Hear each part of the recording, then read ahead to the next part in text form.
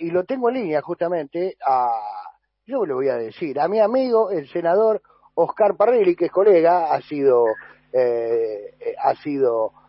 secretario general de la presidencia en época de Néstor Kirchner y también un tiempo largo de Cristina Fernández de Kirchner, ha tenido a su cargo la Agencia Federal de Investigaciones y ahora es el senador por su provincia, que ayer estuvo trabajando duro para que salga el dictamen de reforma del Procurador General de la Nación. Yo ahora le voy a marcar una cosa a Parrilli que yo creo que él va a estar de acuerdo conmigo, pero que no está dentro del proyecto. ¿Cómo le va, Oscar? Buenas tardes. ¿Qué tal, Jorge? Buenas tardes y buenas tardes a toda la audiencia. Y bueno, además de ser colega, yo te comento que en el año 82 fui miembro de la comisión directiva del Colegio de Abogados de Neuquén. En una elección le ganamos a una lista que en ese momento estaba avalada por el gobierno militar y la gobernación de entonces. Siempre haciendo lío usted. También tengo militancia en las instituciones profesionales, ¿no? Concretamente en el Colegio de Abogados de Neuquén. Me consta, lo sabía, y también Parrilli siempre recibía cuando mandábamos en esa época, cuando se podía hacer, ¿no? La revista en papel y estaba siempre atento de las cosas que hacíamos nosotros. Oscar, yo le voy a decir una cosa. Filosóficamente yo no estoy de acuerdo con que no sean 2/3, pero creo que usted no tiene más remedio que poner la mayoría absoluta. Se lo digo de todo corazón porque la política hace 4 años que nos debe el procurador. Y si la política no se puede poner de acuerdo, hay que cambiar la norma. Sí, efectivamente. Nosotros designamos un procurador por 2/3, usted recordará. Pero de esto pasaron 6, 7 años, Oscar. Bueno, por eso, pero tuvimos las mayorías para eso, que fue en el caso cuando se nominó a Gil Carbó en el año 2012. Y en realidad nosotros hoy lo que estamos haciendo con esta cuestión del procurador, resolviendo un problema que dejó el macrismo. Porque primero que la persiguió a Gil Carbó, la persiguió hasta amenazarle a la hija y obligarla a renunciar, de una manera violenta, de una manera burda, torpe y sin respetar ninguna constitución, ninguna ley. Se llenan de la República, pero la verdad que es lo que menos respetan. Y después que ellos tuvieron 2 años y no nombraron el procurador, no lograron acuerdos para eso. Cuando el Ejecutivo este año hace una propuesta, se oponen y dicen que no. Entonces, nosotros tenemos que resolver el problema. Obviamente siempre es mejor los mayores consensos, pero a mí me parece que con el despacho, con la fórmula que nosotros establecimos, primero que el procurador no sea vitalicio, dure 5 años con una reelección, que en esto están Oscar, ahí todos de acuerdo. Me perdona que lo interrumpa. Sí, claro. ¿Sabe una cosa? Yo soy más drástico. A mí me gusta el sistema americano. Para mí el procurador llega y se va con el presidente. Bueno, es otra opción, sí, exactamente. En Estados Unidos es así. Pero bueno, nos iban a acusar, no de imitar el modelo americano, nos iban a acusar de que éramos chavistas. Entonces preferimos hacer esto, que es lo que hay consenso generalizado, ¿no? Que dure 5 años con una opción más. Segundo, en función de esto, que no se necesita 2/3, entendemos nosotros, con la mayoría absoluta, que no es una mayoría simple, es mayoría absoluta, ya es una mayoría especial. No es la mayoría agravada de los 2/3, pero es una mayoría especial. Y lo otro, muy importante, que la remoción sí tiene que ser por 2/3, que también podría haber sido por mayoría.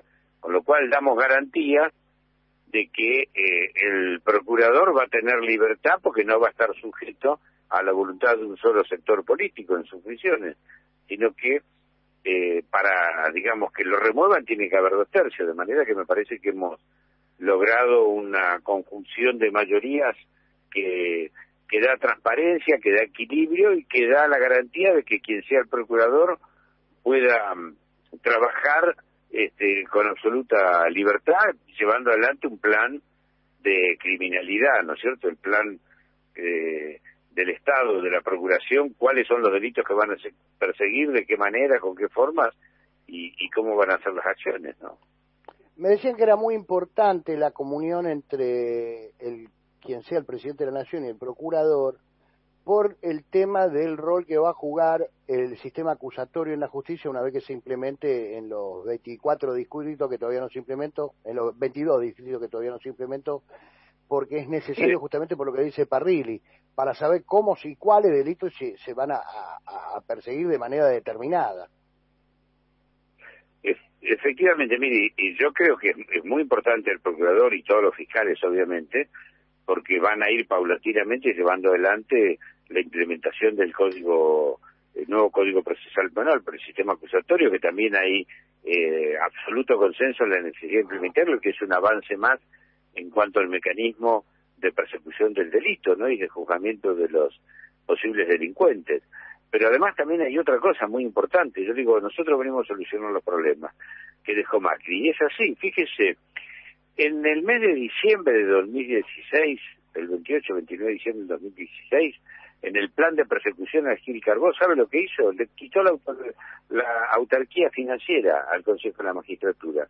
Le empezó a manejar a la Procuración, le empezó a manejar el presupuesto, porque el presupuesto tenía que tener la aprobación de 4 o 5 direcciones del Ministerio de Economía, el Ministerio de Seguridad. Faltaba solamente que la Comisión de Boca Juniors interviniera en la definición del presupuesto de la Procuración. Todo eso con la intención de atarle las manos a Gil Carbó.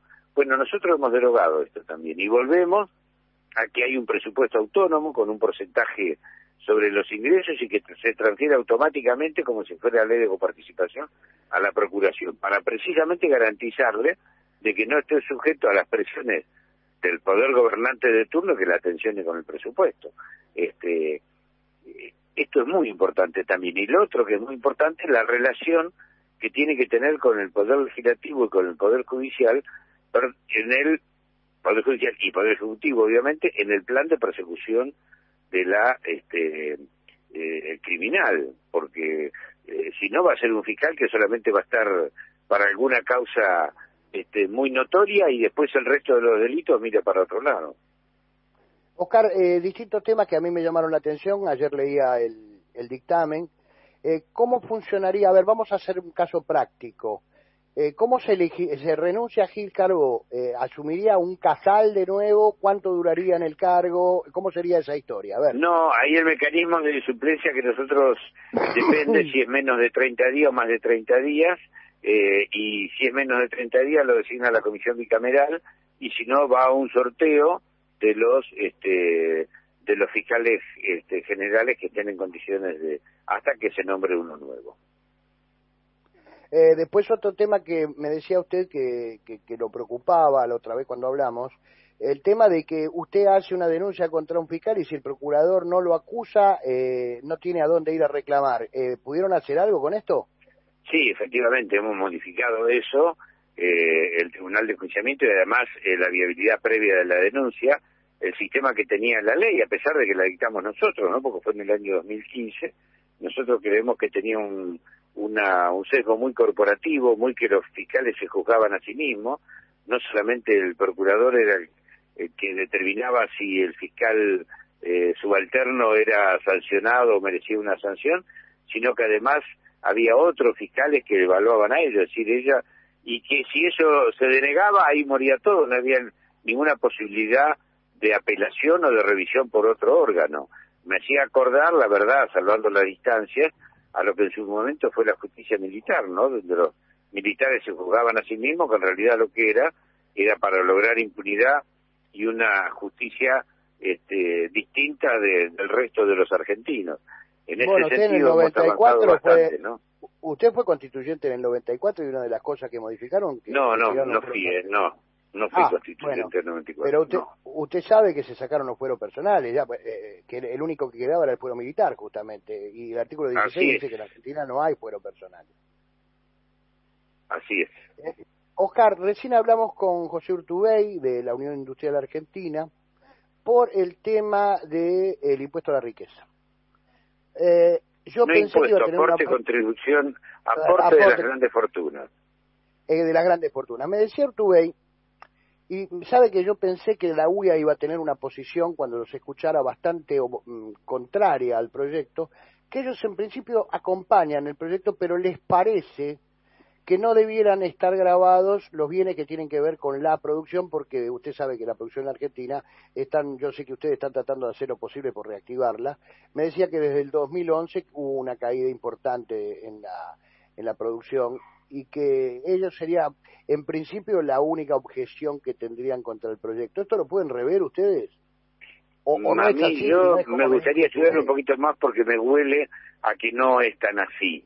Él está hablando al capital de trabajo, que las acciones de las sociedades forman parte del patrimonio, pero la verdad que es mínimo, es insignificante esto, y digamos la verdad, las 9.000 y pico de familias que van a ser alcanzadas por este aporte extraordinario tienen la plata afuera, en fondos de inversión, en el sistema financiero internacional. Usted recordará el blanqueo que hizo Macri en el 2016, aparecieron 120.000 millones de dólares de argentinos en el exterior no declarados.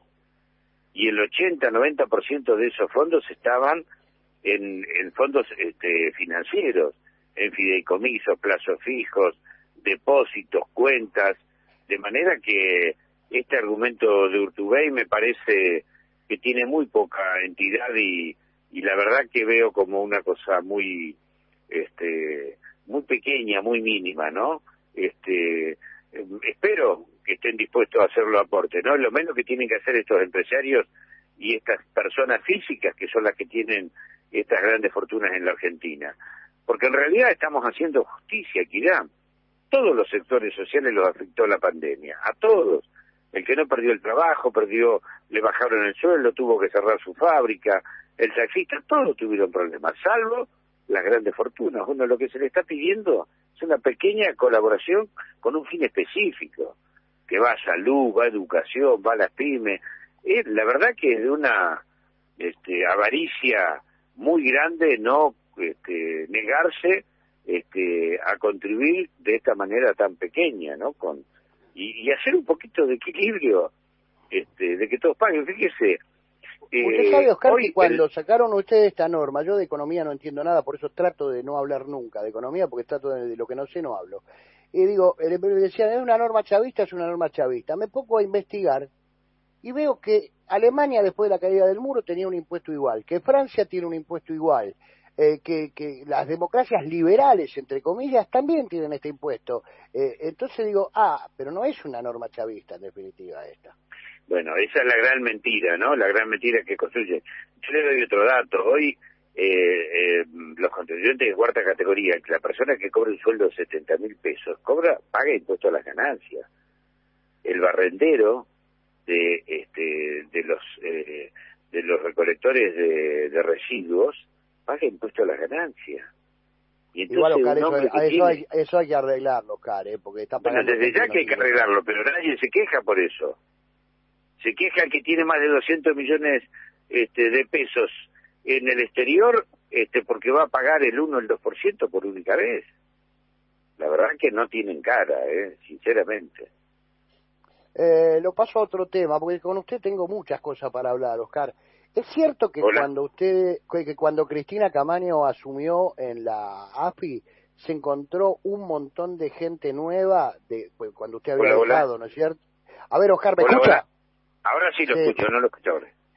Le decía, ¿es cierto que cuando Cristina Camaño se puso a investigar había como 1.000 nuevos empleados en la AFI, entre ellos peluqueros y personas que no tenían nada que ver con lo que es el espionaje? Mire, no, la verdad que no conozco el detalle de eso. Sí que había un descalabro muy grande que llevara adelante este plan de espionaje y de persecución política inédito. No les gusta a ellos que uno los compare, pero la verdad que en la democracia nunca hubo errores con la inteligencia, muchos errores, incluso nosotros cometimos errores, pero nunca se llegó a este nivel. Esto es equiparable a lo que pasaba en la época, o peor que la que pasaba de la inteligencia en la época militar, la cantidad de agentes que tenían y bueno, que está saliendo por suerte todo a la luz, pero fíjese a qué nivel llegaron, que no tuvieron un poquito de compasión humana e investigaron a los familiares de las víctimas de Lara San Juan, ¿no es cierto? No, eso ya yo nunca vi una cosa así, es equiparable a la dictadura. Eso ya militar. llega a límites. Bueno, se espió a la hermana, ¿no? Se espiaba a la familia, era una cosa... Si uno, la verdad, yo, digamos, no me meto en la vida personal, ¿no? Porque cada familia tiene sus cosas, pero leyendo el libro de Mariano Macri, el hermano, más allá de las cuestiones personales, que es problema de ellos, la verdad, todo lo que cuesta ese hombre, esa familia, Macri, Mauricio Macri en especial, no hizo un solo peso, si no fue a través de algún entuerto o de alguna maniobra ilegal para hacer fortuna. No solamente contrabando, evasión impositiva. En Brasil lo acusaron de hacer genocidio empresarial, porque había destruido empresas, despedido obreros. Es decir, no hay un solo peso que hayan obtenido haciendo un negocio decente, normal. Todo, o con corrupción, o con estafas, con contrabando, con evasión impositiva, fundiendo empresas, transfiriendo fondos al interior, todo. La verdad que, por lo menos lo que me surgió claramente de la fortuna de Macri, me gustaría que dijera, a ver, qué peso de los que él tiene ganó en buena ley. ¿Cómo ve las causas que se están llevando adelante con el tema de escuchas ilegales? Usted fue uno de los principales damnificados de eso. Nosotros somos querellantes, Loma, usted lo sabe, Oscar. Así es. ¿Cómo ve que se están desenvolviendo lo que está pasando en Dolores? ¿Le parece que tendría que ir todo a un mismo juez, como están diciendo por allí, que deberían seguir así? ¿Cómo está viendo este avance? No, bueno, con expectativa, ojalá avance. Me parece que hay una acción muy clara de Macri y todos los responsables que esto vaya como Comodoro Pi, porque ahí manejan a los jueces y a los fiscales. Espero que esto no ocurra. Yo, más que un solo juez, preferiría que haya varios jueces, porque por lo menos esa es la mejor garantía de que haya varios actores, ¿no?, investigando. Ellos quieren que vaya todo algún juez de Comodoro Pi, de lo que ellos, algún fiscal de lo que ellos están acostumbrados a manejar y que les han sido funcionales a toda su política de degradación de la justicia. ¿Qué siente, Oscar, como senador, como hombre que ha ejercido el derecho, y como, en cierto sentido, como una víctima también, cuando un señor como Stornelli, que se negó a ir a declarar y todo, continúa pidiendo indagatoria del hijo del vecino? ¿No se siente mal como republicano, como demócrata? Sí, la verdad que me da vergüenza de que haya un personaje de este tipo. Yo le pedí juicio político, ahí lo tiene que hacer, seguramente me va a decir que no, porque no solamente no fue a declarar cuando un juez lo citaba, estuvo 8 meses prófugo de la justicia, no un fiscal, sino que además fue el que armó toda la extorsión a los empresarios y a muchos funcionarios, diciéndole: o declarás contra Cristina o vas a la cárcel. El nivel de extorsión y el nivel de delitos que cometió en el ejercicio de sus funciones, no sé si hay algún otro fiscal que haya hecho, que haya llegado a ese nivel. La verdad que me da suma vergüenza y espero que en algún momento se active el mecanismo para que este hombre deje de ser fiscal. Oscar, le mando un abrazo grandote, viejo, como siempre. Muchas gracias Por estar. Jorge.